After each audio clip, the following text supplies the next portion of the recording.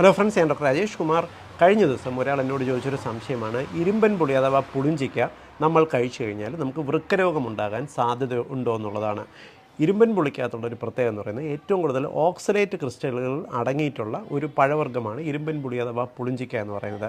ഇത് നമ്മളിപ്പോൾ വല്ലപ്പോഴും ഇപ്പോൾ അച്ചാറൊക്കെ ഇട്ട് കഴിക്കുകയാണെങ്കിൽ കുഴപ്പമില്ല. പക്ഷേ നമ്മളിപ്പോൾ കൊളസ്ട്രോളൊക്കെ കുറയ്ക്കാനെന്നതിൻ്റെ പേരിൽ നമ്മൾ ഉയർന്ന അളവിൽ ഇപ്പോൾ ഇരുമ്പൻ പുളി ജ്യൂസൊക്കെ ആക്കിയിട്ട് നമ്മൾ കഴിക്കുകയാണെന്നുണ്ടെങ്കിൽ ഈ ഓക്സലേറ്റ് ഒരേ സമയം വളരെ ഉയർന്ന അളവിൽ നമ്മുടെ ശരീരത്തിലെത്തുകയും വൃക്കകൾക്കകത്ത് ഈ ഓക്സലേറ്റുകൾ വന്ന് അടിഞ്ഞുകൂടാനും വൃക്കകൾക്ക് ഇഞ്ചുറി ഉണ്ടാകാനും സാധ്യതയുണ്ട്. വൃക്കകൾക്കകത്തുള്ള കോശങ്ങൾ നശിച്ചു പോയി കഴിഞ്ഞാൽ ക്രമേണ വൃക്കരോഗമുണ്ടാകാനോ വൃക്കകൾക്കൊരു അക്യൂട്ട് നെഫ്രൈറ്റിസ് പോലുള്ള ഒരു കണ്ടീഷൻ, വൃക്കകൾ സഡനായിട്ട് സ്തംഭിച്ചു പോകാനുള്ളൊരവസ്ഥ ഉണ്ടാവും. അതുകൊണ്ട് ഇരുമ്പൻ പുളി അഥവാ പുളിഞ്ചിക്ക നിങ്ങൾക്ക് ഇഷ്ടമാണെന്നുണ്ടെങ്കിൽ നിങ്ങൾ വല്ലപ്പോഴും അല്പം അച്ചാറൊക്കെ വെച്ചിട്ട് അല്പം കഴിക്കുക. കാരണം ഭക്ഷണത്തിനോട് മിക്സ് ചെയ്യുമ്പോൾ ഇത് വലിച്ചെടുക്കപ്പെടുന്ന ഓക്സിഡേറ്റിൻ്റെ അളവ് വളരെ കുറവാണ്.